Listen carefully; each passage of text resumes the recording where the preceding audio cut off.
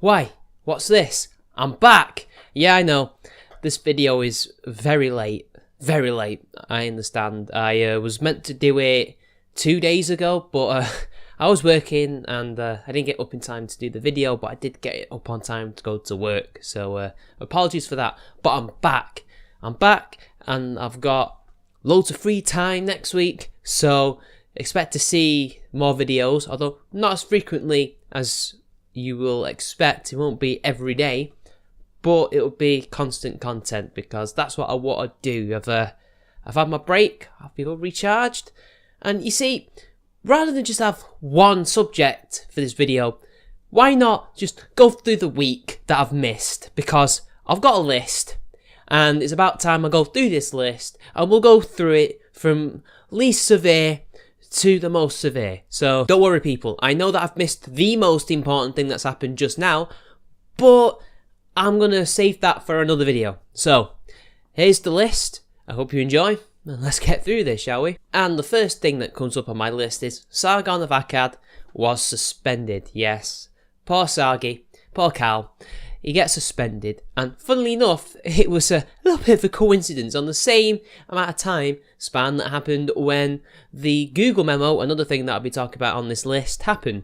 Now, that's just a coincidence. We don't know if there was any real link towards the two, as it's two completely different companies. But then again, as we know, collusion has happened before. But then again, as we also know, just because you share a similar outlook politically and other things like that, doesn't necessarily mean that you're colluding. It could just be that's what they want to do because they're all going in the same direction. So he got suspended for little to no reason. It could have been the alt-right, because he was arguing with them constantly again, and that's what happened last time when he got banned, well, suspended. So who knows? But he'll be back within a week, I do believe, and he's getting a lot of work done, so in many ways it's a blessing in disguise. He's got his reading done, so that's good. And I'd just like to say, again, if he got flagged, don't do it, please. And another interesting thing that happened on Twitter, or rather what happened on YouTube, but it was discovered on Twitter, is that Larry Bundy, hello you, of fame, said that WatchMojo had actually ripped him off in a recent video to do with video games. And this is what he has to say on Twitter. Great thing to wake up to. WatchMojo has literally stolen all the research from my worst selling consoles episode. And then Tipster says, don't they always steal their info from others? But then Larry says, but they caught red-handed this time. I lay traps in my content, so anyone who steals can't say it's their research. And of course, he did put these traps in, and WatchMojo had something to say about that. Official response, which I will post our video on your channel, as well as for full transparency. Hi Larry, Ash here. You emailed us at 4:30 AM Eastern Standard Time, and we replied by 5:30 before even noticing these comments on your and our channel. We have published 13,000 videos since 2006. Early on, we were a group of 5 people producing videos. Today, we have 60 full-timers and 100 freelancers. Our team hails from journalism and communications programs, trained to avoid plagiarising. And despite what some of the critics may say, we avoid clickbait and try to adhere to lofty standards when it comes to infotainment. When we tackle some topics that are of interest to younger audiences like gaming, it's possible that the writer is less knowledgeable in journalism practices. Over the years, our team of editors fast-check and proofread scripts methodically to avoid plagiarism. We have developed tools that filter these quite well. In those cases, we go back to the writers and educate them, and whatnot. We also tend to use on average 10 plus sources. For some topics that are more niche, we may only use 2 to 3. Here, in the spirit of full transparency, we had 2 and 1 was yours. As your source was a video, our tools didn't do a good job of picking up on the similarities. In the hours since you reached out, we've implemented steps to now better filter video transcripts as well. We have practically never taken down a video. When we make an honest factual mistake, we generally add a note and chalk it up to the fact that in our aim to please our 15 million subscribers, we cover a lot of topics, so mistakes are part of the game. We publish 200 lists, meaning 200 topics. We generally have not any problems with plagiarism, we take seriously, and truth be told, we think you have a valid complaint here, so we do apologise for that. If that were the only issue, I'd ask you if you would be fine with us leaving the video up and crediting you with links. However, upon reflection, while we think it's a clever idea, on the one hand, for you to include falsehoods in your videos, I am simply not comfortable with knowing publishing falsehoods, or as some would call it, fake news. So, mainly for that reason, we have taken the video down. We may tackle the topic again in the future.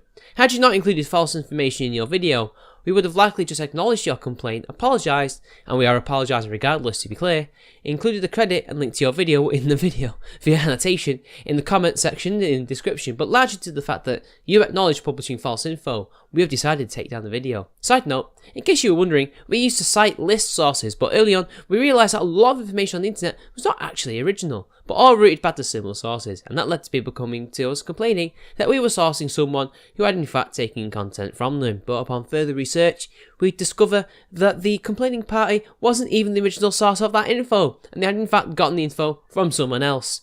As our research comes from countless sources on top of the research writers' learnings over the years, that is why we generally don't list sources. FYI. All to say, thanks for contacting. Regards, good luck with your channel, Ash. Now, I don't know if these traps were falsehoods. They could well have been falsehoods. Who knows? But, as Larry says in the thread to this, stop putting locks in your doors. It makes it harder for us to burgle you. Very true, because you see, all they ever said was, we wouldn't have said sorry had we known that you trapped us. We were perfectly okay without having to use your video as a source. All of it just seems like a big excuse to not put your sources up and for plagiarism, because these people are so obviously trained that they have a reputation for plagiarism, and that Larry Bundy was able to see this happening. I don't know about you guys, but WatchMojo sounds like a load of excuses. Next up is, well, a film series that has historically triggered the sensitive. And this predates Social Justice Warriors by, well, 40 years. But, alas, I'm not talking about the classic, I'm talking about the remake, which I haven't seen yet. And that is Death Wish, starring Bruce Willis. Sadly not the original Charles Bronson, who has since left this world to blow up some other idiot elsewhere in the afterlife. So anyway, this film is coming out soon. And of course, it's a remake of Death Wish. For those of you who don't know what Death Wish is, it is a film series about a man who is a vigilante and goes out on his own to kill and maim any gangsters that stand in his way, usually because of some personal loss. Believe me, every single film, he has some kind of loss. It's usually his partners. No spoilers.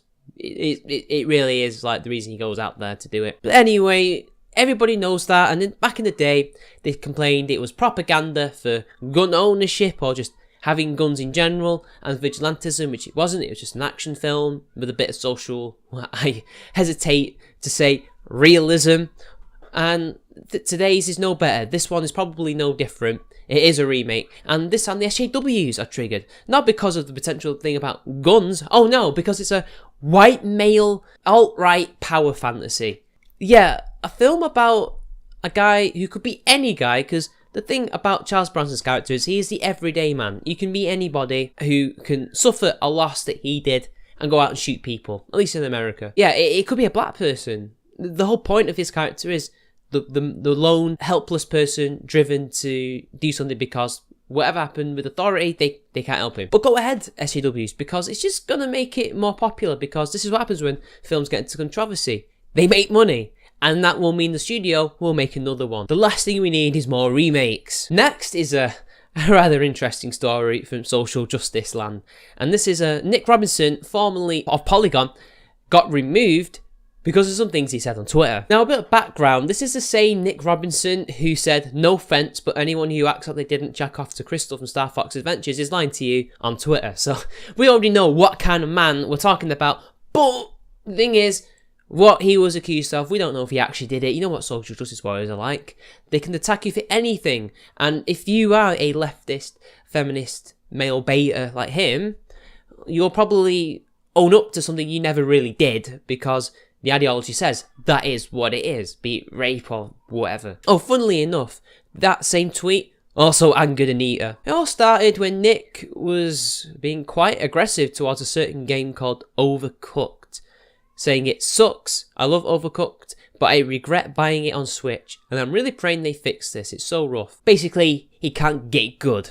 That's what I see. And then all of a sudden, much like how Devin Ferrassi kind of got pushed away and reported, this other person said, okay, I'm done beating around the bush about this. I am one of the girls he talked to and tried to get nudes from and shit. I'm not saying he's a predator or whatever, but it is what it is, and I was 18. I was fine at the age difference at the time, but it's there. If you have any questions, you can ask me personally.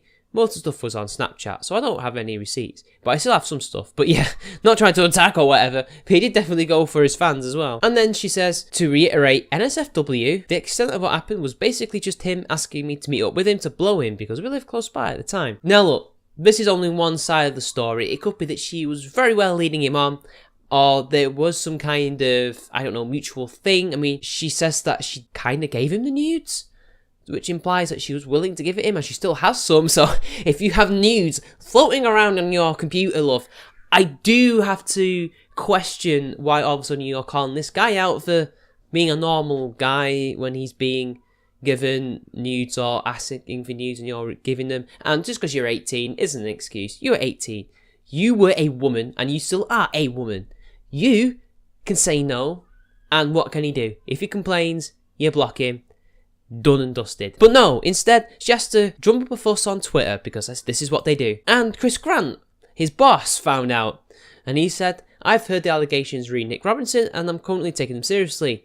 Nick is suspended pending a thorough Vox Media inquiry. Once again, male feminists being male feminists. Now, I don't know, since I've read this, I've now come to the conclusion that maybe it was a two-way street and he wasn't a one-way thing and that he's kind of being hard done by, maybe. But then again, he could totally be a not a slime ball. That is the general pattern with male feminists. But he's been fired now, and I don't know if he really deserves to be fired for asking for nudes. I mean, really? I mean, if she gave him those nudes, it was a consensual thing, and now she's withdrawn consent, because you know what they like to do, and now he's fucked. But you know what?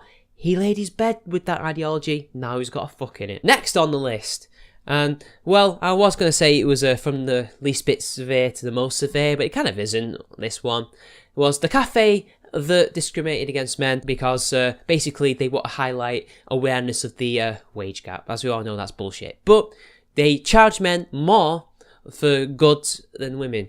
So, and this is what they have to say to justify it. Cafe owners explain why she charges men more than women and allows ladies priority seating. So, we're going back to 1950s, like when they used to give white people priority seating. God, I mean, do I have to continually compare them to the far right and things that happened back in the day? Alex O'Brien, who owns Handsome Hurt, a vegan cafe in Melbourne, Australia, says she gives female customers a better deal to raise awareness of the gender pay gap. Alex says her restaurant is for women by women, though men are very welcome. And significantly, the surcharge isn't compulsory. It's in operation for 1 week per month. Oh, well that's just grand. And again, it's a vegan cafe, so why am I not surprised? They're saying that men are welcome, but this is actually for women.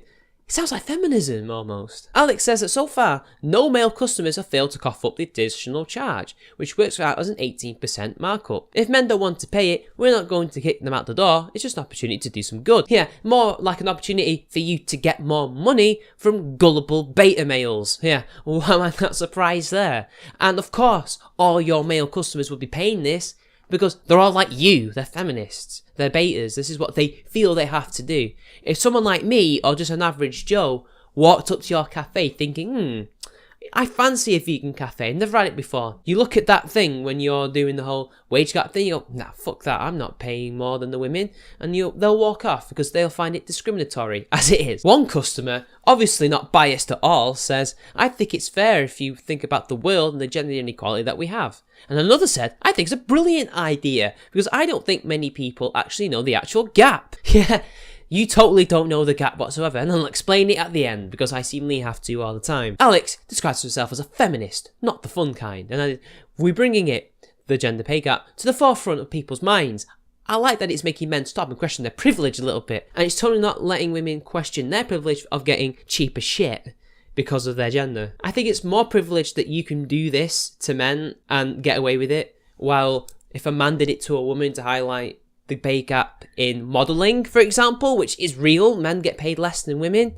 Or in the porn industry, men also get paid less than women. It's not earning, it's paid. He would be accused of discrimination, and rightfully so. Apparently, all proceeds go to women's charities. And of course, some people are not happy. Then Chris says, this sums up my thoughts perfectly. I get the idea behind it, but I can't help but feel this creates a bigger divide. And another person says, bordering on it, well and truly discrimination. All female staff. Well and truly illegal if you discriminate against a gender when hiring. Now, I don't know Australian law, so I don't know if she actually can pick and choose which gender. So if she's getting away with it, I'm going to assume either Australia is lenient when it comes to women discriminating but not when it's men, or it's totally okay to do so. I don't know. And another man, Matt, says that it is discrimination as it is. Alex shows a surcharge of 18% as it reflects the gender pay gap in Australia in 2016. It means women only earn 82% of what men did on average. Women would need to work an extra 65 days per year to make as much as men in that case. And that defeats the entire fucking article. I could go on, but I have things to say because the most important thing is coming up. The wage gap is simply the average earnings of men and women working full-time. It does not count for different job positions, hours worked, or different jobs. It has nothing to do with the same job. It has nothing to do with discrimination. And now the big one. Google becomes Gulag. The Google Manifesto. Now, it all happened when a man named James Damore decided to release a memo to Google to highlight one of the reasons why perhaps in tech and in Google specifically, they aren't able to hire as many women as men. In the memo, he highlights how he is actually for diversity and how he wants more women, but the problem is because of the way men and women are, maybe biological, maybe behavioural, or who knows, could be social, he leans towards the biological side of things. They're never going to get true parity because women are geared towards certain things and men are geared towards certain things. Maybe if they changed a few things here and there, maybe create some different jobs that were more in tune with women's things, they would hire more. Instead, he got fired. He got fired and then he went to present his case to the alternative media and all hell broke loose where he was slandered as a horrible misogynist who was anti-diversity, a right-winger, when he's actually a classical liberal, so he's actually more on the left of things. But that's besides the point. The point is that this has been leaked and now we've learned about Google. We've not just learned that not only is it a cult and that social justice and not only that but communism, feminism, all these far left ideologies are running rampant across the whole fucking thing, but that they're also actively trying to censor us. They actively try to get people fired or removed from the workplace in some capacity if they don't think the same way. There was a case of an autistic man being fired for questioning things about hiring more women, or was it to do with the wage gap? I can't remember. And then there's also Sargon of Akkad was mentioned, that these people don't like the fact that when he is shown on the recommendations bar, it's usually alongside their favourite social justice YouTubers, and they want to change the algorithms to stop that from happening. At the end of the day, all this was a massive overreaction from Google, because if they just ignored this, they would have had no backlash. They didn't have to fire him, they just had to say, no, we disagree. And they could have moved on. Nothing would have happened. We would probably never have known this would have happened. Would it have been leaked? Probably not. And in fact, apparently there may even be a reason to go and sue them because of the way California law works. Apparently, there may be a case that they can't fire him because of what he thinks or what he writes. But I don't know, I'm not a legal expert on anything. And that's the catch-up video, people. That's the catch-up video. I hope you enjoyed it. I certainly enjoy making it finally. So until next time, I'll see you all later to the next one.